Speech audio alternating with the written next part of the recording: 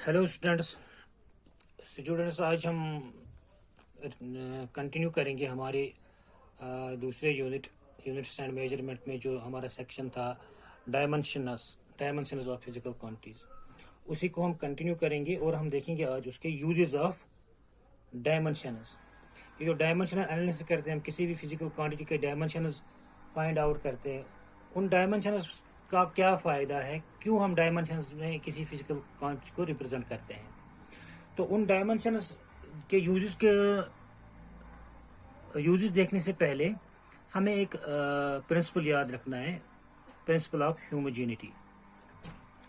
Principal of homogeneity. अब ये principal of homogeneity क्या है, इसको हम दो तरह से डिफाइन कर सकते हैं, यानी कि इसके दो स्टेटमेंट से। Statement number 1, physical quantities of same dimensions can be added और सब्ट्रैक्टेड। या हम ऐसे भी कह सकते हैं, 2 or more physical quantities can be added or subtracted only if their dimensions are identical। हम खाली उन्हीं दो फिजिकल क्वांटिटीज को ऐड या सब्ट्रैक्ट कर सकते हैं जिनके डायमेंशंस सेम है। अगर आपके पास मान लीजिए, if we have an physical quantity like this velocity, और दूसरी एक फिजिकल क्वांटिटी है मास, इन दो को हम ऐड या सब्ट्रैक्ट नहीं कर सकते हैं। आप मास में से वेलोसिटी को माइनस नहीं कर सकते या मास को वेलोसिटी से ऐड नहीं कर सकते हैं। खाली वही फिजिकल क्वांटिटीज हम ऐड कर सकते हैं जिनके डायमेंशंस सेम है। फॉर एग्जांपल, हमारे पास है अभी मास, किसी बॉडी का मास है 3 kgs, दूसरी बॉडी का मास है 5 kgs। तो इसके डायमेंशंस क्या, ये मास है, इसका डायमेंशंस है m, और ये भी मास ही है, इनके डायमेंशंस है m। इन दो को जब हम ऐड कर लेंगे तो ये हमें मास ही मिलेगा। So mass plus mass gives us mass. ठीक, आप ऐसा भी नहीं कर सकते, जैसे ये बात आप याद रखिए, यहाँ पर किसी का कोई एक हमारे पास फिजिकल क्वांटिटी मान लीजिए मास है, उसका है मास 1 m। फिर दूसरी कोई फिजिकल क्वांटिटी मास ही है, उसका भी है मास m, सॉरी ये डायमेंशन m। तो इसका m प्लस m, ये हमें 2m नहीं लिखना है, याद रखें आप। m plus m is not 2m, m plus m is mass. Mass plus mass mass ही है। मास प्लस मास को हम दो मासेस नहीं कह सकते हैं, मास प्लस मास इज मास। तो हम क्या करेंगे, कहते हैं कि खाली हम ऐसी फिजिकल क्वांटिटीज को ऐड या सब्ट्रैक्ट करेंगे जिनका डायमेंशन सेम होगा। यहाँ पर इन्हीं मास को अगर हम माइनस कर लेंगे, 5 kg में से आप माइनस करिए 3 kg, तो माइनस करने पे हमें जो मिलेगा वो भी kg में ही आएगा, that is also mass. So m minus m is also m। तो यहाँ पर आप ऐसा नहीं लिखे 5m minus 3m is equal to 2m, नहीं। हमें क्या करना है, मास में से मास निकाला तो मास ही आएगा, तो एक ही m लिखना है। यहाँ पर जैसे 1m plus 1m is not equal to 2m। ये डायमेंशंस में डिफरेंट ये हम रिप्रेजेंट कर रहे हैं। हम कह रहे हैं कि मास और मास ही होता है। मास में से मास निकालो तो मास ही आएगा, तो एक ही बार m करना है हमें, ये 2 बार m नहीं लिखना है। सो मास माइनस मास इज मास। तो ये बात याद रखिए आप। तो क्या है प्रिंसिपल ऑफ होमोजेनिटी, पहला स्टेटमेंट इसका है कि हम खाली उन्हीं फिजिकल क्वांटिटीज को ऐड कर सकते हैं जिनका डायमेंशनल फार्मूला सेम होगा। अब आप ऐसा नहीं कर सकते, आप मास फोर्स प्लस मास ये हम ऐड नहीं कर सकते, क्योंकि फोर्स के डायमेंशंस डिफरेंट हैं, मास के डायमेंशंस डिफरेंट हैं। इनको हम ऐड नहीं कर सकते या इनको हम सब्ट्रैक्ट नहीं कर सकते। वेलोसिटी में से आप फोर्स माइनस नहीं कर सकते, मास में से फोर्स माइनस नहीं कर सकते या प्लस नहीं कर सकते। तो पहला स्टेटमेंट क्या कहता है कि हम खाली उन्हीं दो फिजिकल क्वांटिटीज को ऐड या सब्ट्रैक्ट कर सकते हैं जिनके डायमेंशंस सेम हो। याद रखना, ये ऐड और सब्ट्रैक्ट की बात कर रहे हैं, मल्टीप्लिकेशन या डिवीजन की नहीं। हम खाली उन्हीं दो फिजिकल क्वांटिटीज को ऐड कर सकते हैं जिनके डायमेंशन सेम है। दूसरा स्टेटमेंट आप देख लीजिए, दूसरा स्टेटमेंट क्या कहता है कि in an physical equation dimensions of both sides are identical. यहां पर क्या कहता है कि अगर आपके पास कोई फिजिकल इक्वेशन है, फिजिकल क्वांटिटीज की इक्वेशन है, उसमें जो वो फिजिकल इक्वेशन तभी करेक्ट हो सकती है जब उसके दोनों राइट हैंड साइड्स और लेफ्ट हैंड साइड्स दोनों के डायमेंशन सेम है। फॉर एग्जाम्पल हमारे पास एक फिजिकल इक्वेशन है, force is equal to mass into acceleration. ये फिजिकल क्वांटिटी, इसको हम फिजिकल इक्वेशन कहते हैं। फिजिकल इक्वेशन, तो फिजिकल इक्वेशन तभी करेक्ट हो सकती है, या अगर फिजिकल इक्वेशन करेक्ट है, सही फिजिकल इक्वेशन, उसके डायमेंशंस, राइट हैंड साइड के डायमेंशंस सेम होने चाहिए लेफ्ट हैंड साइड के डायमेंशंस। यहां पर आप देख लीजिए फोर्स के डायमेंशंस। अगर आप देखेंगे फोर्स के डायमेंशंस, ये मैंने आपको जो पिछले लेक्चर में डायमेंशंस लिखवाए फिजिकल क्वांटिटीज को, उनको आप याद करें, या अगर आप बेसिक कुछ ही फिजिकल क्वांटिटीज के डायमेंशंस याद रखेंगे, उन्हीं फार्मूले से आप बाकियों के डायमेंशंस निकाल सकते हैं। अब देख लीजिए यहाँ पर फोर्स के डायमेंशंस क्या है, अगर आपको याद होगा या याद किया होगा, M1 L1 T-2, ये फोर्स के डायमेंशंस है। ये लेफ्ट हैंड साइड के डायमेंशंस ये है। अब राइट हैंड साइड के डायमेंशंस हम कैलकुलेट करेंगे। राइट हैंड साइड में हमारे पास क्या है, मास इंटू एक्सेलरेशन, मतलब मास इंटू एक्सेलरेशन के बदले वेलोसिटी बाय टाइम।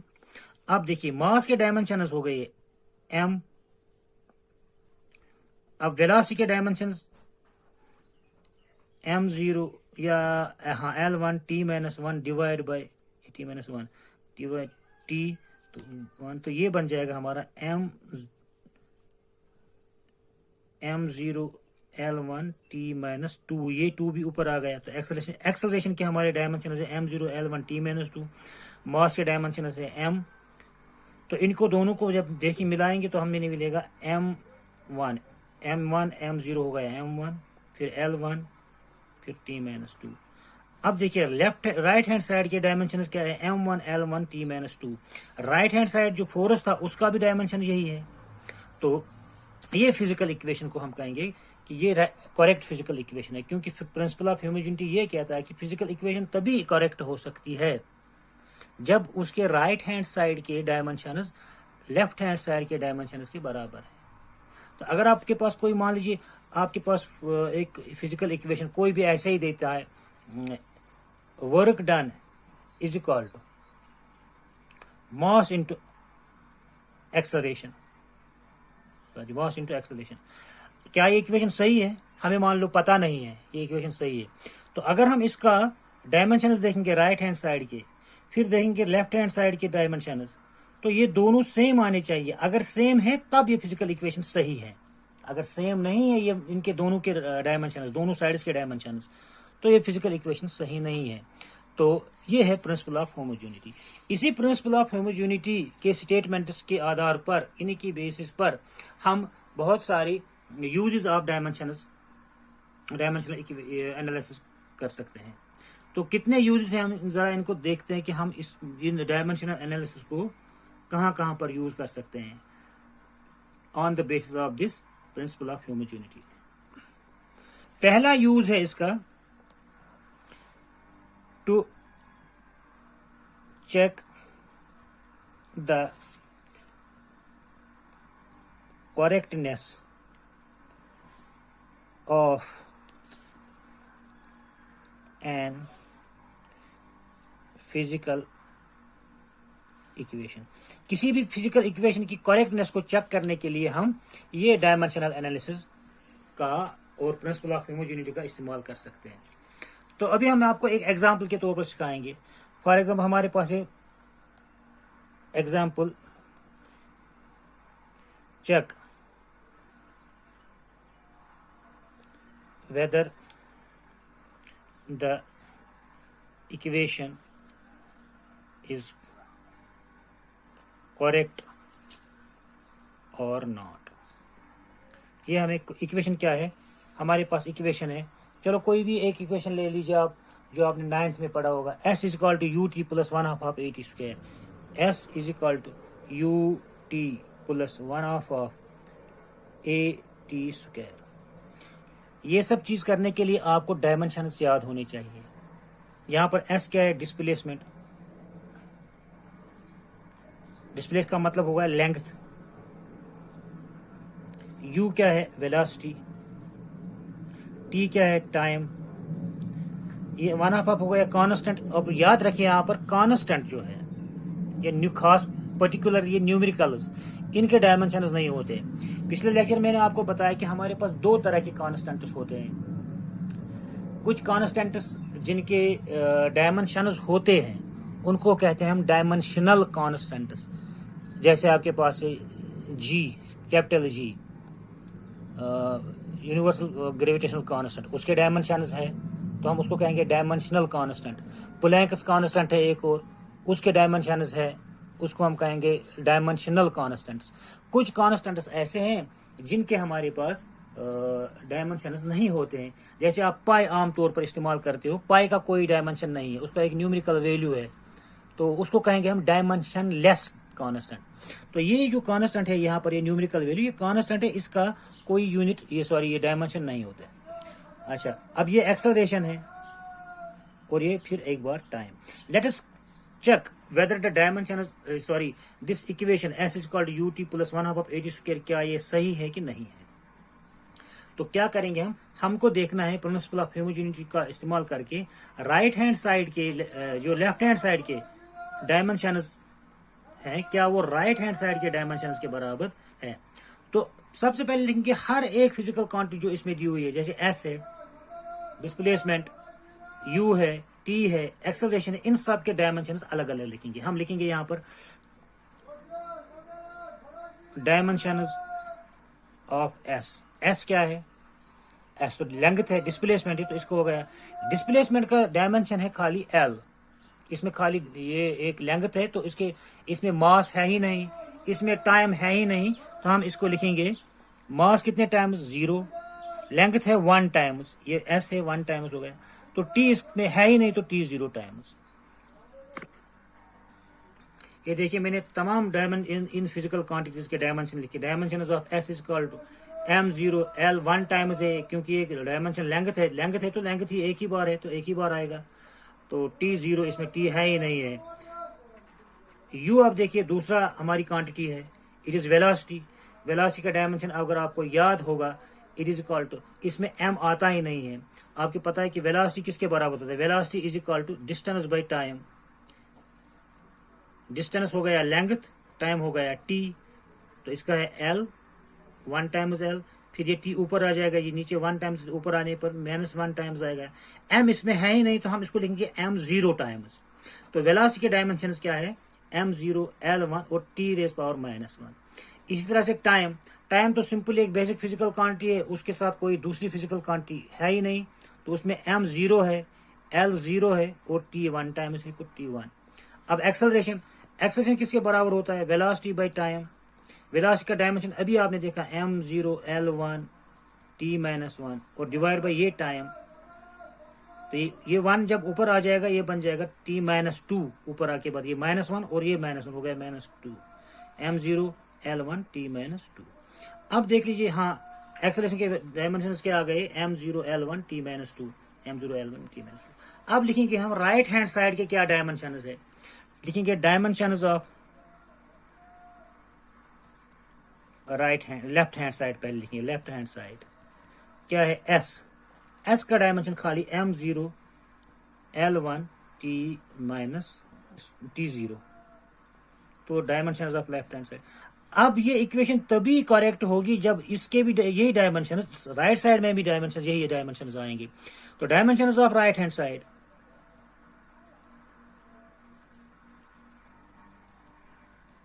सबसे पहले क्या है u के क्या है m0 l1 t-1, उसके बाद इसके साथ है मल्टीप्लाई t का लिखिए आप सिंपली 1, ये m0 l0 लिखने की जरूरत है, अगर लिखेंगे भी तब भी ठीक है, अगर नहीं लिखेंगे तब भी ठीक है, और प्लस 1/2 ये है, इसका डायमेंशन नहीं है। फिर उसके बाद है एक्सेलरेशन का क्या है m0 l1 टाइम्स और t-2 टाइम्स, और इसके साथ इंटू है फिर यहाँ पर t का स्क्वायर, t हो गया ये और इसका स्क्वायर से बनता है t2।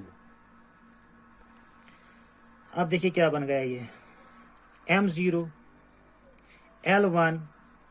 अब ये t-1 और t1 कैंसिल हो गया t0, मतलब l प्लस, अब इसमें देखिए m0 l1 टाइम्स, यहां पर t-2 टाइम्स t+2 टाइम्स, तो ये कैंसिल हो गए, तो अब t हो गया 0।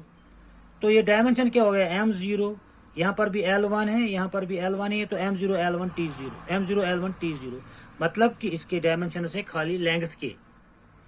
तो राइट हैंड साइड के भी डायमेंशन वही है, लेंथ का dimension 1 times 1 dimensional length.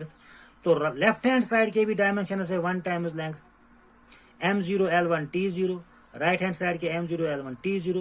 Since the dimensions of both the sides of the equation are same, so we can say this equation is right, this equation is correct, sorry. तो अगर एक equation के dimensions same है दोनों sides के, तो हम ये कहेंगे कि इक्वेशन जो है वो डायमेंशनली करेक्ट है, the equation is dimensionally correct. अब एक और इक्वेशन जरा आप देख लीजिए। सपोज हमारे पास है kinetic energy is equal to 1/2 of mv²। इसको जरा डायमेंशनली करेक्ट देख लीजिए, ये करेक्ट है कि नहीं है। तो सबसे पहले हम देखें, सारे डायमेंशन लिखेंगे, एनर्जी के डायमेंशन, यहाँ पर ये मास के डायमेंशन और वेलोसिटी के डायमेंशन, ये 1/2 है, इसके डायमेंशन होंगे ही नहीं। तो लिखेंगे हम सबसे पहले एनर्जी के यूनिट्स। ये देखिए काइनेटिक एनर्जी है, पोटेंशियल एनर्जी है, किसी भी टाइप की एनर्जी है, तो इसके यूनिट डायमेंशन सेम होंगे। और एक बात आप याद रखें, ये इंपॉर्टेंट बात है, आप किसी भी यूनिट में किसी फिजिकल क्वांटिटी को रखिए, चाहे एसआई सिस्टम में रखिए, एमकेएस सिस्टम में रखिए, सीजीएस में रखिए, तो डायमेंशन हर यूनिट में सेम रहेंगे, डायमेंशन चेंज नहीं होंगे। किसी भी फिजिकल क्वांटिटी पर कोई भी यूनिट आप चूज करिए, उस यूनिट चेंज करने से उसके डायमेंशन में कोई फर्क नहीं पड़ेगा। ये एक अगले एग्जांपल में हम देखें, अगले यूज में देख लेंगे कि कोई भी फिजिकल क्वांटिटी ले लो आप, उसको किसी भी यूनिट में आप रिप्रेजेंट करें, डायमेंशन लेकिन सेम रहेंगे। तो ये काइनेटिक एनर्जी है, आप ये एनर्जी है, कोई भी टाइप की एनर्जी हो, डायमेंशन सेम रहेंगे। तो हम लिखेंगे सबसे पहले इन सब का यूनिट लिखेंगे, फिर कंपेयर करेंगे लेफ्ट हैंड साइड के यूनिट्स को राइट हैंड साइड के यूनिट्स के साथ। तो सबसे पहले लिखेंगे dimensions of energy, kinetic energy is equal to m1 l2 t-2। ये आपको याद करने हैं, ये डायमेंशंस आपको याद करने हैं। आप मेहरबानी करके आप इसको आप नोट करें कि ये जितने भी फिजिकल क्वांटिटीज आप याद रख सकते हो, उनके डायमेंशंस भी आप याद रखिए। तो डायमेंशंस ऑफ काइनेटिक एनर्जी क्या है, m1 l2 t-2 है, सॉरी यहाँ पर ये t-2। Dimensions of mass simply m1 l0 t0, क्योंकि इसमें खाली 1 डायमेंशन है, mass single quantity, basic physical quantity, इसके साथ कोई दूसरा फिजिकल क्वांटिटी नहीं है, तो ये m1 ही आएगा। इसी तरह से dimension of velocity m0 l1 t-1। तो अब ये तीनों के डायमेंशन हमने लिखे, एनर्जी के भी, मास के भी और वेलोसिटी के भी। अब इन तीनों को कंपेयर करेंगे, लेफ्ट हैंड साइड और राइट हैंड साइड के डायमेंशंस को कंपेयर करेंगे। लिखेंगे सबसे पहले dimensions of left hand side kinetic energy के m1 l1 m1 l2 t-2, ये t-2, ठीक है। तो ये लेफ्ट हैंड साइड के डायमेंशंस ये आ गए, लेफ्ट हैंड साइड के डायमेंशंस m1 l2 t-2।